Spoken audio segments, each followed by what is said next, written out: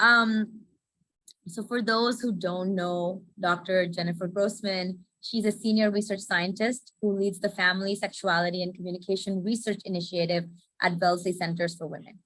Her research uses quantitative and qualitative methods to investigate adolescent development, sexual health, and risk-taking, and it has an emphasis on family communication about sex and relationships and context of teens, environment, and identities, such as race, gender, and ethnicity. And she's particularly focused on the role of mothers, fathers, and the extended family in supporting teens' health.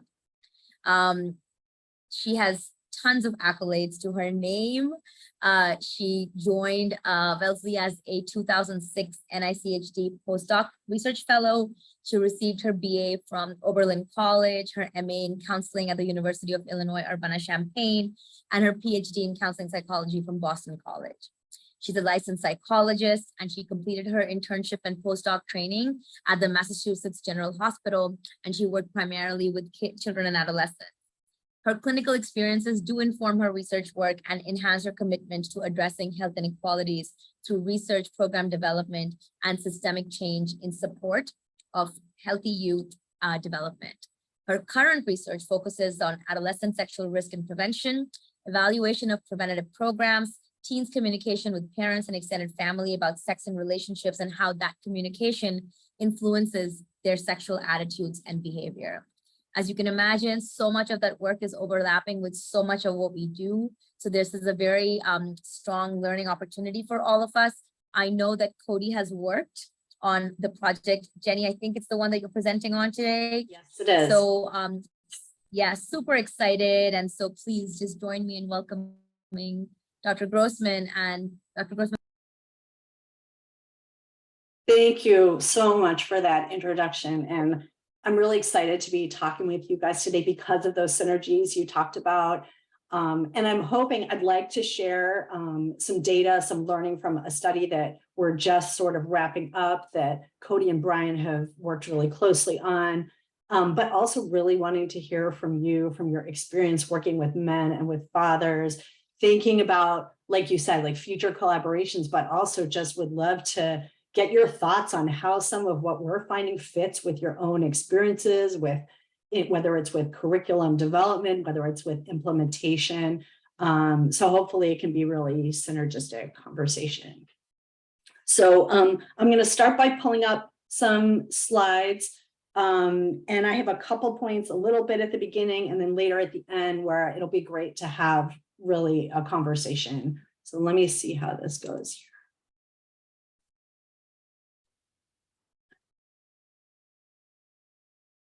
Can all of you, can you see that? Awesome. Yes. Okay. So a lot of our work and this particular project focuses on what is fathers' role in talking with their teens about things like sex and relationships. And this work in particular is funded by a grant from the National Institutes of Health. And Equimundo has been a partner on this project, like you said, for years. And has been really a great resource. My background is a lot in teens' reproductive health and how to support it. The father's piece has been newer to me in the last 5 years, so I've learned a lot and continue to learn a lot from my conversations with you folks at Equimundo around this piece. So just to give you a little bit of background in terms of why we do this work to support adolescents' health. Teens' rates of STIs are increasing in the US, particularly Black and Latinx teens have higher teen pregnancy rates and rates of STIs than white teens. So there's unequal impacts of these kinds of risks. And at least as of 2018, a lot of teens don't have access to sex education in school. So we know teens reach out to peers, they reach out to social media, but it really leaves family as a really key resource for hopefully getting kind of thoughtful, accurate information to teens around sexual health issues. Thinking about why it matters to think about fathers' roles, we know from research, ours and other people's, that fathers' talks with teens about sex can actually protect teens from risky sexual behavior, both delaying sex and using protection when they do have sex. And this research doesn't just say that fathers make a difference, but that they make a difference over and above the role of mothers, so that they're bringing something different, something additive, something important. And I felt like as we talked with fathers in this study, a lot of them didn't feel like that value was recognized or even realized that they did bring something meaningful there. So part of what takes away from fathers' potential positive impact is a lot of these dads don't have these conversations. And when they do have them, they don't have them very often. And we're going to get into in some of this data why some of that is. Also, there was a gap in research around a lot of the research, as you may well know, and it's true not just in reproductive health, but it's so focused on teens and their moms, and particularly their white, more middle-class moms, or it might relate to a specific parent. A lot of quantitative studies doesn't actually indicate whether the teen's talking to a mother or father. So there's a little less we can learn about fathers' roles. There also, again, as a fit with the work that you do, there just aren't a lot of interventions that focus on supporting fathers' roles in talking with teens about sex and relationships. So, so before we kind of keep going, I wanted to ask you a couple of questions to get your thoughts around kind of from your experience, either writing curricula, being involved with them, working with fathers, working with men. What are some ways that you've gotten fathers or men interested in programs that you do? And once you do have them interested and they want to be part of it, and I've talked a little bit with Brian and Cody about this, these are always the questions I'm always asking. And just to give you a context, we're working to take the research we've done and build it into an intervention. So the feedback that you give is really concrete in terms of like how it could help us know how to develop this. So that second question is, what kinds of activities or approaches have you found that are helpful in engaging men or fathers once they do have a program? So I thought maybe I'd love to hear from you a little bit on that, and then I'll talk more about the specific study and the findings. And then I'm hoping to talk together with you about how what we found from our sample of fathers fits with what you've seen and learned from your own work with fathers. So maybe let me pull the slides down for just a minute and so we can talk. And I'm going to take some notes. Yeah, so I don't know how you want to do it. If people want to jump in.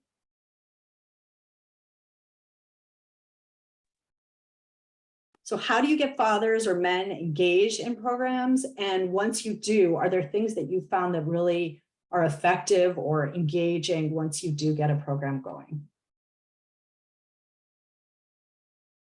I think at this point, anyone just jump in. Yeah, Tavishi, please, and use the hands and I'll try to coordinate who raises their hand. Please. Thanks, Brian. Yeah, and I mean, I'm happy to discuss a little bit because, you know, our programs team would be better placed to, and of course we have our new men care officer as well, Vessel, who's done this work for a long time. I mean, one of the things that I know that we have done that has worked for us is that we engage men when they're about to become fathers. And so particularly when they're going into sort of their, you know, the prenatal, antenatal care visits. And I think it's the space where they haven't kind of fully embodied the kind of sort of, you know, stereotypical fatherhood role.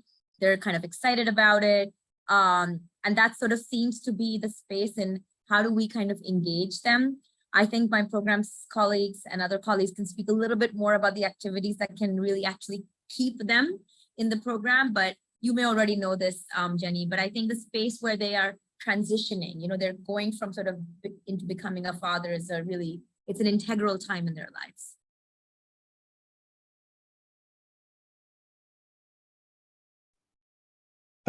Hi, Jenny. Thanks, Brian. Hi, Jenny. My name is Vessel. I'm working on the Men Care campaign. I'll talk about a specific instance where we implemented an adaptation of Program P in Cape Town in a setting where many new fathers were already, well, they were not co-residing with the mother. They were not in a relationship with the mother. And they were very interested in how to establish a relationship with the child while living apart from the child, even before the child had arrived. And so that was what interested them. We had expected, you know, so we had recruited through a maternity center And through snowball sampling, and I think the snowball was actually a bit more effective in recruitment, kind of word of mouth. So just to make that an abstract observation, that what interested them was to actually listen to what they were interested in, so to actually identify their need. So we did embed most of our program P content, but we also allowed space for many of the conversations that they were interested in. And it became a peer support group for dads who were not co-residing with their children, particularly about negotiating family conflicts and kind of in-laws dynamics, etc. So it kind of became this informal peer support group. So it was a combination of, not being too stuck on a curriculum, but also wanting to insert the content that we feel has shown evidence to work. So I think that also answers the second question of it. It also kept them involved because it was interesting to them and they came back and shared the experiences with each other. Thank you. That's awesome to hear.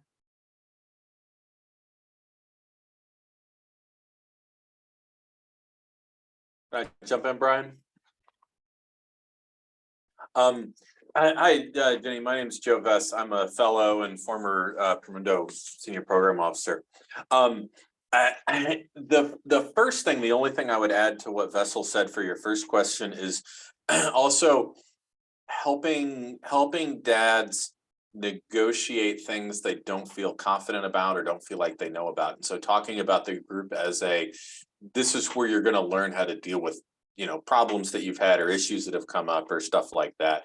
And so kind of speaking, and I don't have as much experience doing groups like Vessel was talking about that are for new and expectant fathers. Mine are mostly with older fathers. And so, or fathers who have older kids rather. And so speaking about it from that perspective, I think is helpful and enticing. And then for the second part, the main thing that I would say, and this also echoes something that Vessel said, was seeing it as a peer support group, right? Facilitating it very much as not a didactic lecture, but as a place for men to discuss these issues that they're dealing with and to share and to go back and forth and that kind of thing. And so that they're kind of coming up with solutions internally as much as possible. But also having the group focus a lot on letting them share their own experiences, their own childhood. There's an activity, I think you're probably familiar with Program P. There's an activity in Program P called My Father's Legacy. Yeah. Where we ask them to talk about their own positive and negative experiences with their father. I do that in every single program I do now. And whether it's for fathers or not, I mean, I just got done working in a corporate setting. I mean, not just got done. My last training was in a corporate setting in Nigeria. And we talked about that because I think that's such an effective tool for getting them to reflect on how they got where they are and what their struggles are and kind of what that is. And so I try and in all the workshops that I facilitate or all the sessions, I push them at various points to kind of think about, okay, what are your own experiences around this? Where are the places you struggled as a father? How is this relevant to your own experiences with your father or other male role models or your parents in general? And so making it very personal for them, I think, is the most effective way to get them engaged and to keep them engaged beyond that. I mean, my most recent fathers groups that I did were a series of 5 implementations of Program P in a jail near where I live. So the guys were there just because they were bored. Like they didn't care what I was going to be talking about. They just wanted to get out of their cell block. But they stayed and we had really good conversation because it was a chance for them to kind of talk about themselves and their own experiences.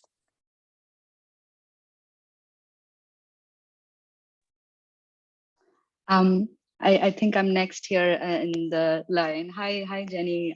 This is Debulina. Very nice to meet you.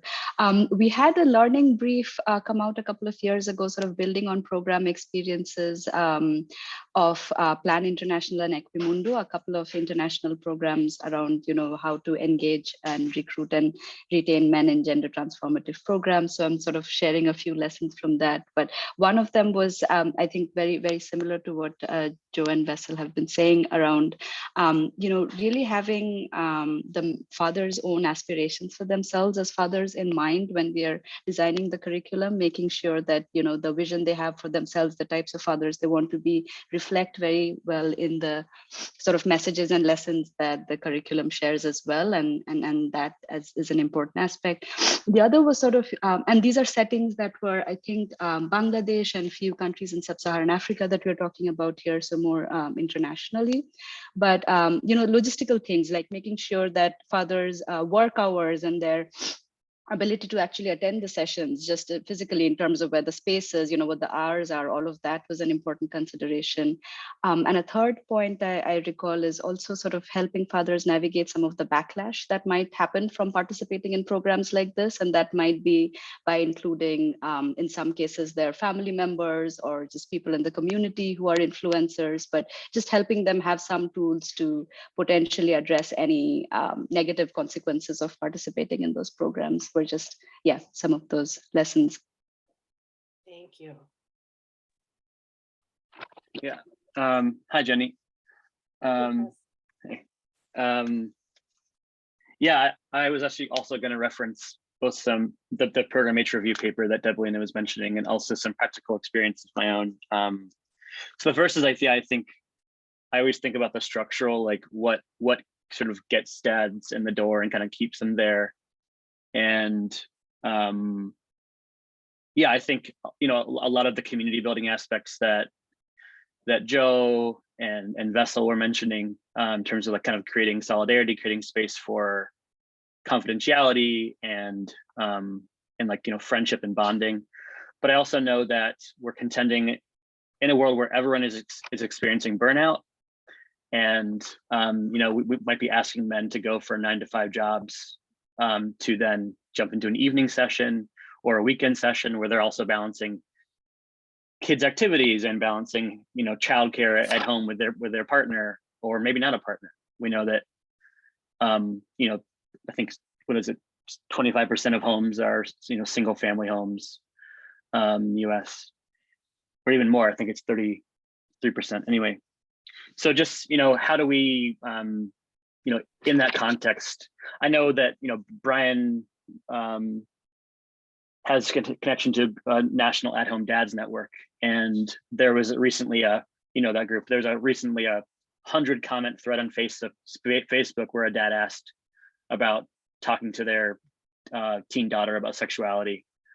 And, I was really enjoying the thread. I almost saved it for my own self in about 10 years. But I think a lot of like virtual organizing is happening, which is nice.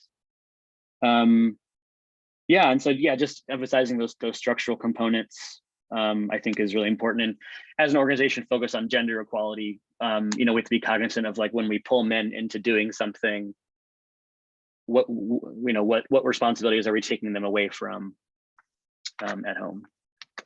Thanks. Thank you. Well, Jenny, let's keep going. Yeah, and I'll try to. I'm not going to copy and paste anything from this Facebook thread, but I'm so curious now to go have a look at it myself, and maybe we can paraphrase for you. Cool. Please go ahead. Okay, so should I jump back in and then we'll have more discussion a little later? Okay. Sounds good. Okay, and thank you. A lot of the comments you made really resonate, and we can kind of come back to them, but it's great to hear that kind of on the ground concrete advice. Thank you. Okay.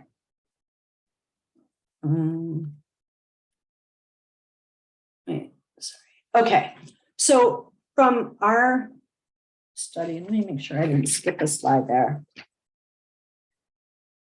Okay, so for our study, our goal was to really understand where are fathers in the US of high school age teens, like where are they coming from? What do they want from their conversations? Do they want to be part of these conversations with their teens about sex and relationships? How do they think about approaching them? What gets in the way? So we really wanted to understand their perspectives on that.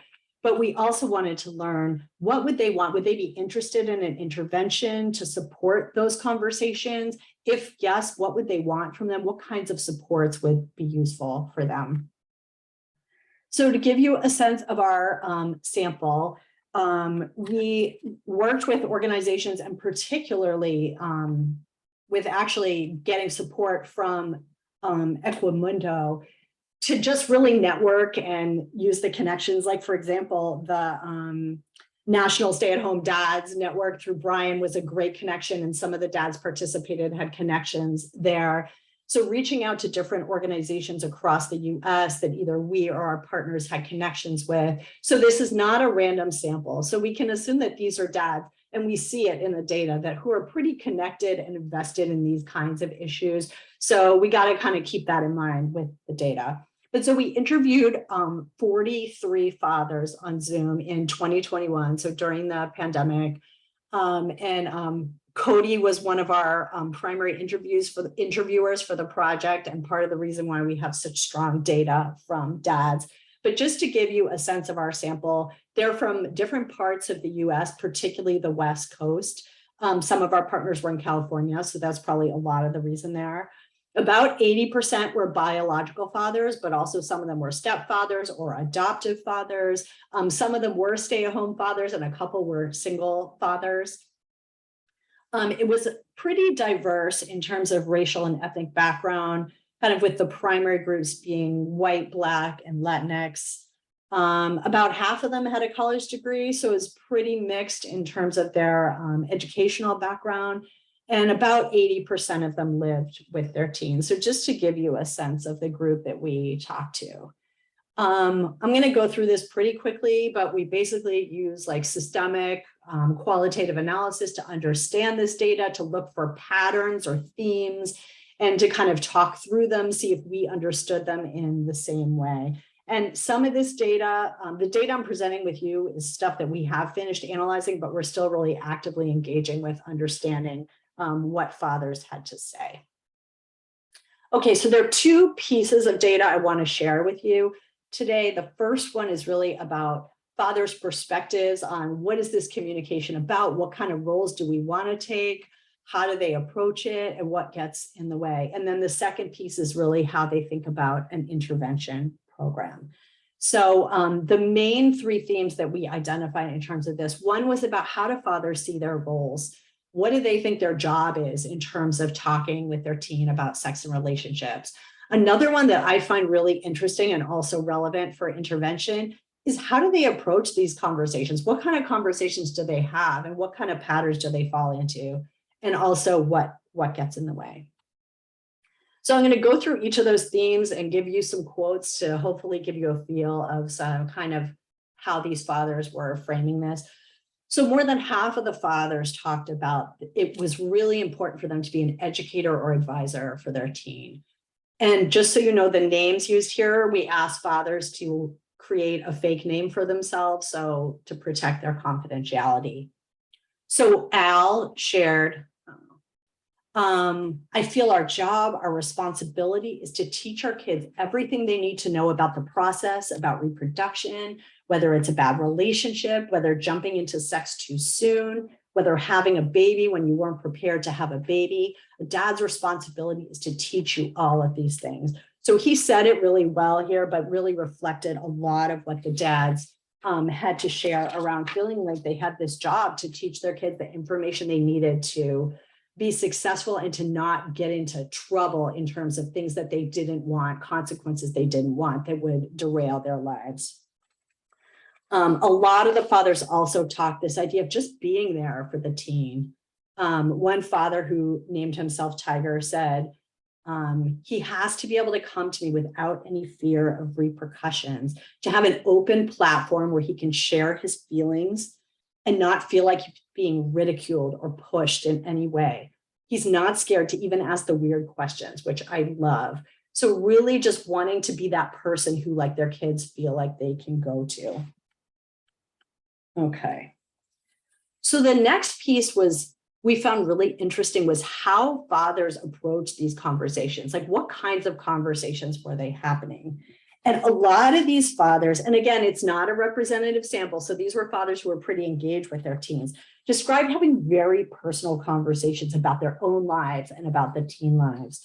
So DeAndre said, I tell her, that's his daughter, you see how I'm treating your mom, you see how she treats me, this is normal. But at the same time, she does hear us argue or disagree, and I tell her as well, that's normal as well. It's normal for disagree, but you don't see any physicality here. So a lot of talking about modeling healthy relationships, talking about their own relationships, often with the teen's mom, sometimes talking about relationships they had in the past that weren't so healthy and kind of why they don't want that for their teens.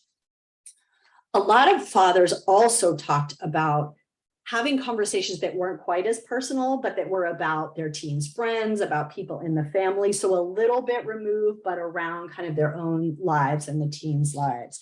So one father, Aleph, talked about his daughter. She shared with us experience of her friends having sex or getting pregnant, experiencing domestic violence. When she talks about it, we just listen. We ask her, why do you think that happened? What do you think went wrong?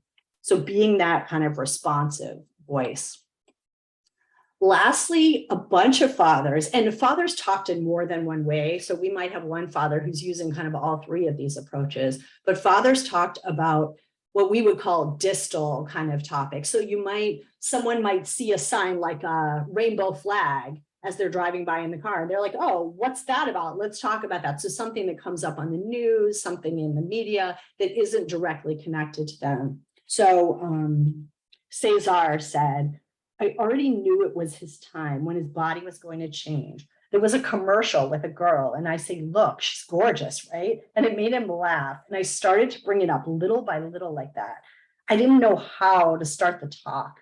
And I saw that on TV and it came to me to tell him like this. And we started the topic like that.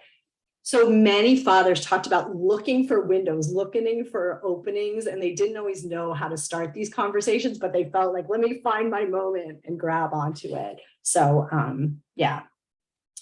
The last piece of this, this section is really around barriers. And for a lot of dads, it was discomfort getting in the way. Sometimes it was their own discomfort. Sometimes it was the teen's discomfort. Sometimes everybody was uncomfortable. So sort of trying to figure out how to overcome that. So one father, Rob, shared, maybe I overthink and just avoid opportunities because I'm worried it's not going to be received well, or I'm not going to be succinct about it. So not having the right words, worried about being intrusive. That came up particularly, we don't talk about it here, but for fathers of daughters where they didn't want to, they were worried about like, is it my role? I don't want to be intrusive with her in a way that's not appropriate. Other dads talked about how it was hard to get started. Roberto said, I don't know why I stay away. It's kind of the topics. I don't know what to talk about, what to say. So just what are the words that you use? I don't know how to do that. And then several other fathers also talked about this idea of a lack of teen readiness. They're not thinking about this stuff yet. They're just playing video games all the time. It's not their focus. So one father, AJ, said, I could be completely off base, but I have a feeling it's just not a priority of hers right now. So it's just, having the discussion about nothing at this point. And, in the back of my mind, there's always a frame. Some kids really aren't there yet, and the parents are accurately reading their teen. But there are also other times we know from research that parents are really bad at kind of accurately assessing their kids' kind of relational and sexual kind of stage and where they're at. And in fact, there have been big studies that showed that when they ask a parent and a teen, is the teen having sex? It's something like 20% higher percentage of teens say, yes, I'm having sex than parents do. So it's kind of that, how much are you reading your kid, your teen correctly? And how much is there a miss? Because it's hard to sometimes think that your teen is sexually active. And also teens do often a pretty good job of kind of not wanting to share that with their parents. So those are some pieces we saw on kind of the how do fathers kind of see this whole piece. The last piece I wanted to share with you is how do the fathers feel about an intervention? We asked them about their attitudes toward intervention. What would you want an intervention to look like? and what kinds of topics would you want to talk about? So I'll share that, and then we can shift over into some discussion. So in terms of attitudes toward an intervention, I was surprised how overwhelmingly positive these fathers were with the idea of having an intervention, because that's not sort of what I'd read and seen out there in kind of research, and that hadn't been my understanding. So a lot of fathers talked about, yeah, we need some help with this. So one father, Maurice, said, I think a program would be a great help because I'm strong and I'm blunt and straightforward and all that. But some of those conversations, I just can't jump in like that. Like, I don't want to talk about that. I don't want to talk about sex. I don't want to have those conversations, but I know they are necessary. And this came up a lot of like, God, I don't want to do this, but I need to do this. There were some parents who had fathers who had more negative feedback. Like this father shared that some parents might not accept these programs. They taught us things like sexual orientation and those kinds of issues. And there were a lot of fathers brought up kind of cultural issues, religious issues that complicate how they talk with their teens about sex and relationships or how they think about it. So I think that's a really important topic. In terms of structure, kind of fitting with some of what you guys already shared this morning, peer learning came up over and over and over again. So this one father, Felix, said, NFL players come into training camp. You have rookies, mid-level guys, the old grizzly veterans. They all share information with each other and learn from one another. I think it's important for men to be able to learn from other men and to share their experiences so they can improve each other. So there was such that sense of wanting community, wanting peer learning. Yeah. Another piece was not wanting a sort of corporate didactic guy in a suit who was teaching them stuff. So one guy, Jerry, shared, I'm tatted up, gouges, dreads, all this type of stuff. Even if it is you're black, white, young boys, whatever, they feel more comfortable talking to someone like me versus someone that's in a suit. So I think that was a really strong message to us about what they were looking for.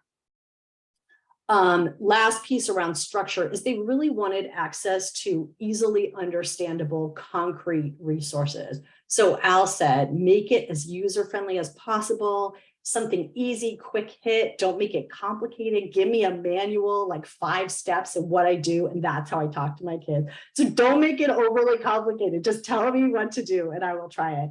Which on one level, yes. And on the other level, it's like, well, who is your kid? It may not work with every kid. So the complexities of that. The last piece of intervention feedback I want to share is fathers talked a lot about they really want to focus really specifically on what are the issues that could wreck my teen's life? What are the issues that they're like 16 years old and their future goes away, their education, their possible income, their relationships. I think Felix kind of represented this group well. I see so often how choosing a wrong person to have a relationship with and then have children with could completely change the trajectory of someone's life. So coming up with solid ways to make decisions around relationships, who you're having sex with and children with, those are so critical to making sure you're able to accomplish things that you want to do with your life. So when we asked about specific topics, fathers were all over the place. They had so many topics that they wanted to talk about, and they weren't all kind of parallel with each other. But this theme really came up over and over again where's the risk? Where's the part that I can protect my teen from really losing out on future opportunities? And then lastly, a lot of fathers talked about, they want the how to talk about sex. They don't just want the facts about and the information, but they're like, give me that like toolkit of how to do it. So Pedro talked about, I still don't know what is right, what's enough, how much, to what extent the talk is okay, right? I just probably would want to know from someone that's the proper way of talking. It'd be good to know rather than being, entirely clueless. So struggling with that, like, what are the words? Give me some words that I can use to have this conversation. Okay. So brief points that kind of really were a highlight for us, that fathers are invested in these conversations. Again, it's not a random sample, but 43 fathers across the country talked about, most of them, how this kind of program would be useful. They want some resources to support these conversations, and they really want to talk to their teens. They see it as an important part of their role as fathers. Let's see. So they want access to programs to support that communication. They want peer-based programs that are not corporate. They want accessible resources. They want programs that focus on issues that could derail teens' health, safety, or education. And they want concrete guidance for how to have those conversations.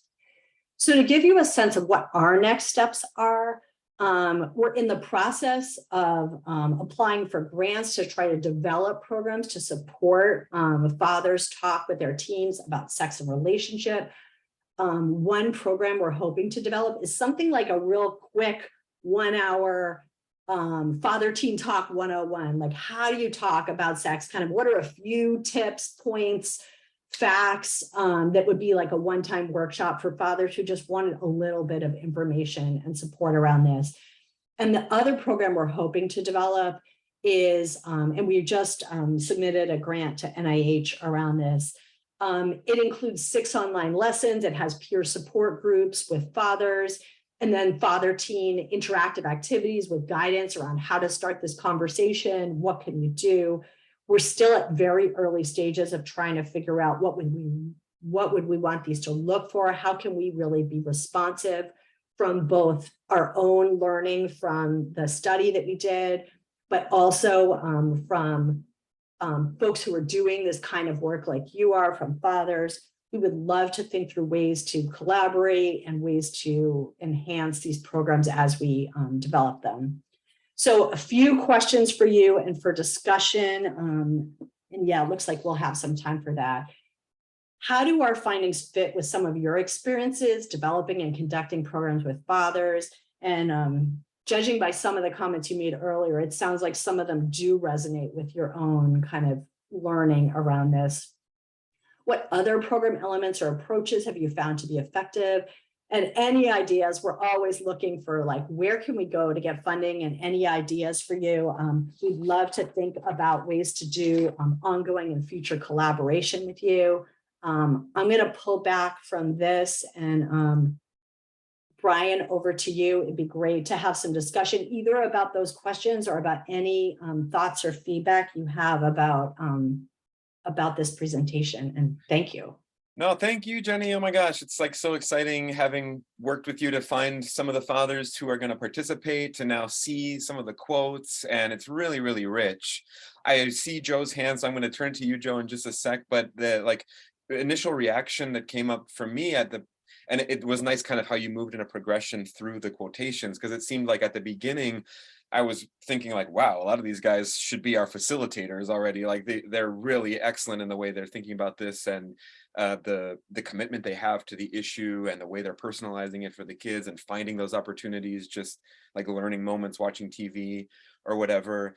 And so I was kind of worried, like, what examples do you have of guys who are a little more tentative, or like, in the middle, trying to figure out or get over the hump of fear, or or the readiness. And guys like Maurice was the one who said, I don't want to talk about that, I don't want to talk about sex. But then you really did move in to some of these examples of, okay, giving specific talking points, and even kind of approaching the topic in a way that goes outside of just like the fear or anxiety about this is going to wreck your life. But if you, Jenny, in the meantime, could also think about any questions or insights that come from, not the guys who are already like amazing communicators with their kids, but what really jump out as the specific things that could help the guys in the middle, so to speak. And yeah, I hope my little blabbing gave others a chance to formulate their questions. Joe, go first, and I'll facilitate from there. Thanks, and thanks. It's great presentation. It's fascinating stuff and a lot of thoughtful stuff. One thing that struck me that I really liked that came up in different places, right, was the what, like what to say. What do I talk about? What are my talking points, right? But then the how as well. How do I bring up the conversation? How do I lay the groundwork? And so I mean, for me, as you're thinking about, especially the 6th session, but even the shorter one as well, it's how do you combine those two things effectively so that people both have the language of like, these are specific things I want to make sure I mention, but then how do I bring up the topic? How do I sustain the topic, right? When my kid's like, Dad, oh, I don't want to talk with you about that, right? How do we meld those two things together, I think is going to be really the biggest question for me. And related to that is maybe a conversation about how to start early to lay the groundwork to make it possible for you to have that conversation with your son or kid when they're old enough. I mean, my son is 7, and I think about that even now. It's like, how do I make sure that by the time he cares about something other than Legos and spaceships, that he is willing to come to me to have that conversation and it was receptive to it when I bring it up and everything like that. And I don't have the answers for that. That's the thing, that it's really tricky. And I feel like I'm kind of, some days I'm making it up as I go along, even with, my professional experience. It's hard. And like you said, it's so specific to who your kid is, right? And I only have the one, but I know plenty of people who have 2 and they have totally different personalities, right? So you've got to learn how to not just do it one way, but do it a couple of different ways. And if you try the approach on one and it works and the other one and it doesn't work, how do you then kind of calibrate correctly for each one? So that's I just some stuff that came up for me from your presentation. These are great points. And I think especially the developmental piece, it's like really like high school is not the ideal time to be starting these conversations. Right. Really, you want to be having conversations in the bathtub with your teen about, what are their body parts and just getting comfortable kind of throughout their development. But it also makes me think back to like, when is a time where fathers are stuck or fathers are kind of like, I need help doing this. And a lot of times I think high school is when like, maybe they're stuck because their kids are actually kind of in the mix with this stuff. And these things are coming up in the day-to-day life. So yeah, ideally we'd want to have this part of your, new fathers, how do you talk with your 2-year-old? How do you talk with your 7-year-old? Yeah. I also really appreciate that integration of the question of what do you say and how do you really package that in a way that's helpful? Thank you.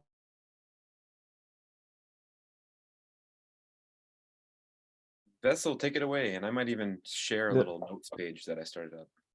Thanks for a wonderful presentation, Jenny. Just a quick question on the context of these conversations, and maybe something about proximity between fathers and children, if they spend a lot of time together or not. And, do these happen on a drive together or on a walk together, or do people sit down and talk, or because I think that's also something in an intervention, is to kind of think through what's the context in which the conversations will happen. There's some data, and I've been trying to rack my brain to figure out where it is, but so you might know better than I would actually, which says that the teens are actually quite comfortable talking on a drive, commuting together, because they're not sitting in this kind of full frontal facing position. So anyway, so anything that came out, thank you. Absolutely. Those are great points. Yes. As a parent, I have not found the drive to be, I always thought the drive was perfect because I always hear about the drive because you don't have that eye contact. For me, it's a walk, works really well. Some of the things we heard from fathers, we talked about watching TV or watching something online together, listening to sometimes the words of a song, like a father pointing out like, oh, what do you think about what they're saying? And the kid's like, what, and some of those are things that you could also be not facing each other. I know one dad we heard from, he doesn't get a lot of time with his teen, but he takes her out for breakfast like every weekend. And he's like, I feed her all her favorite foods and then I like make her talk about stuff.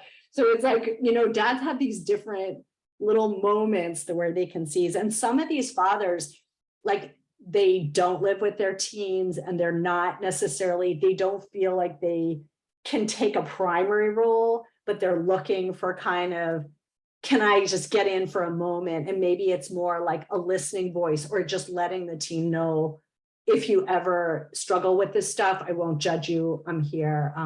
But those are great questions. What are the moments that they can seize to just try? Because like most of those conversations will go for like 2 minutes and then it's a dead end. So it's like, you have to keep doing it. Thank you. Cody, go ahead. Thanks. Just to add on that, from the interviews that I did, I mean, there certainly were times where the teens brought up and sort of put the parents on the spot as well, which I thought was sort of interesting and like not within the comfort level of the father. But going back to the point that Jenny had mentioned about sort of fathers who don't live with their teens all the time, and possibly might also have like a stepfather of that, or like another father figure in that household. I thought it was really interesting. We asked a decent amount of questions around sort of your parenting style as it pertains to this versus your partners or other folks within the house. And just sort of I can't remember exactly, but Jenny, maybe you have some sort of consolidated data on this, but I thought that was also really interesting to see the differences in attitudes in the house and sort of negotiations of which conversations, the father usually takes on versus the mother, and sort of how that separation of roles and responsibilities happens. Yeah, I mean, those are great points, Cody. A couple thoughts about both of those. Yeah, there were definitely times where teens put dads on the spot. And one instance where I think that was often true was around like sexual identity and orientation, where a lot of these fathers were not bringing up these issues voluntarily. Like they might be like, come home by 10, don't have sex, use a condom, basic stuff. But like often it would come up where they had like teens would come out to them or bring up like friends who were like not clear or questioning, or be like, I'm bi. And fathers were often a little bit kind of reeling from those conversations and trying to figure out like, what do I say? Sometimes just because they were uncomfortable and didn't know like what to say, and ended up, with some form of like, we'll support you no matter what you do. But other fathers, especially where they had like religious and cultural taboos, where it was like straight or nothing, really struggled with kind of their own values. There was, like Cody said, the issue around different parents having different perspectives. Like a lot of dads, especially of daughters, were like, mom's the boss, whether they were married and living with mom or not, where she's the one who's like the primary, and dads were trying to supplement, often saying like, I can bring in my own experiences. I understand teenage boys in ways that maybe my daughter's mom doesn't. I can give that insight. But also sometimes being like, if it were up to me, we'd be doing a condom demonstration, but mom is totally against it. I'm struggling with that. And that's data we're working to analyze now. So Cody, we will have it, but we're still kind of in the thick of it. Those are great points. And Brian, thank you so much for putting these together. I'm very excited to have these points. I have one more point that I thought was also super interesting, and also I think related more to our work around masculinities, which was sort of the through line between fathers of sons. Most likely we're talking about how like violence prevention measures and protecting yourself of quote unquote getting trapped, and just like really around sort of the risks of harming others. And whereas the fathers of daughters were more sort of apt to sort of play that more protective role, to say you shouldn't do this or that. So I thought maybe that was a little bit interesting in terms of the framing of the same message, but just differently to sons and daughters. That's a great point. And I think conversations that we would call sort of consent conversations were the ones I think most dramatically different with fathers and daughters than fathers and sons, But we also saw a real racial piece there, particularly with fathers of Black sons, which is a small subsample of our group, but where they were really talking about, I mean, Cody mentioned entrapment, kind of these issues of not trusting law enforcement to protect them from false accusations. And what does it mean if like white girls are approaching you? And so really like cultural gender-based layers of these conversations. But I was actually really surprised and impressed with how many dads were having these kinds of conversations. But yeah, really complex.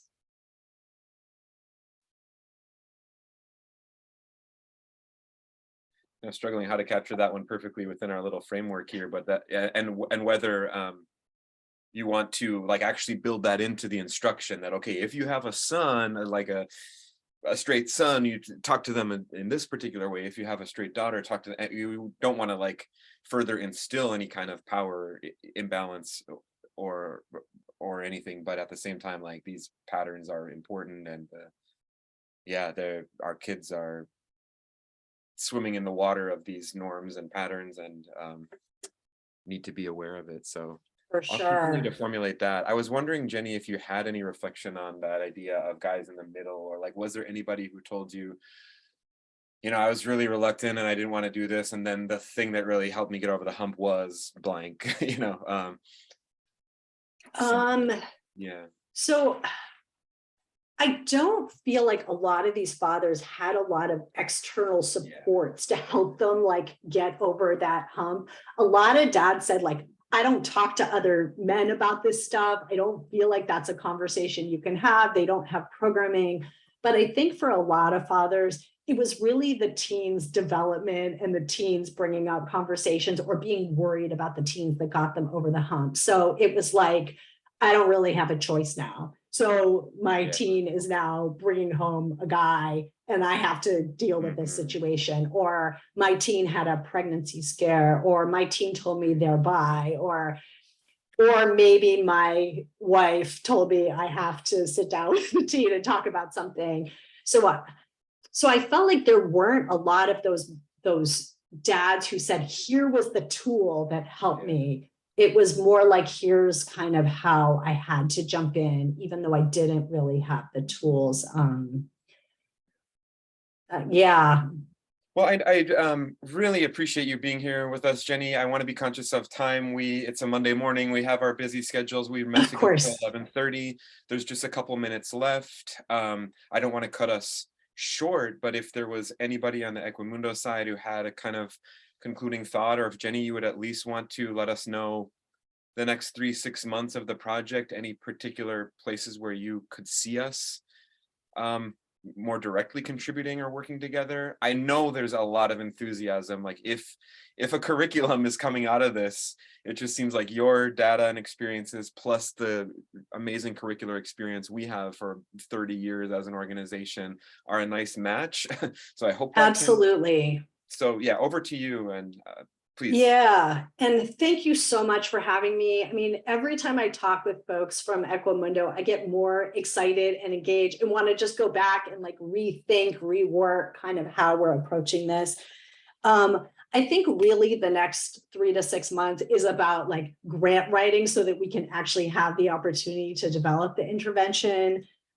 We've got like a little bit of internal money. So if we could find even something small, we could get started, and would love to find ways to partner with you on that.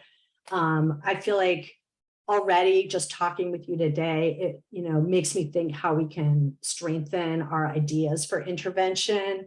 So yeah, I'd love to find ways to do that. If any of you have either ideas for collaboration or just any more thoughts on how to make a strong intervention, it would be great to hear from any of you, and we'll keep you posted as we're moving forward. So right now we're kind of continuing to analyze. We have some data where we have a group of 15 families. So we have fathers, mothers, and teens all in the same family who talked about these same kinds of issues. So we're able to sort of triangulate them to look at how do those perspectives fit together. That's kind of the data we're working to analyze. But again, I think I mean, you guys are a really exciting partner when we think about intervention, and yeah, so we'll keep you in the loop.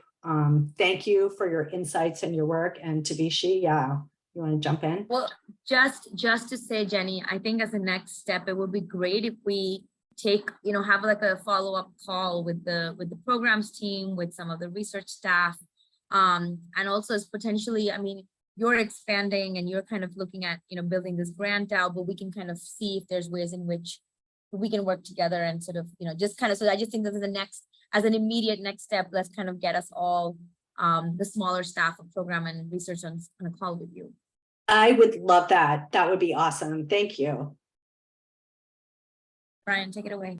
Yeah, well, I guess let's close there. I mean, just like, it's a really exciting conversation for us. And I'm even having a thought too about how how just kind of like alive this concept has always been and stays in just public and media, like having the talk and birds and bees and the memes of like the dad with the gun when his daughter goes off to prom, and the backlash to the dad with the gun when there's this messages swirling in the public conversation that I feel like if we can find the right message, the right hook, the right new way of conceptualizing this, we could really influence even the way that our media and everyone are speaking about this. Absolutely. And I think it's a great partnership to continue. And there's so many big holes there, so many needs. Sure. I love that, Brian. And I'll share my PowerPoints, Tabishi, with you just in case you want to share them.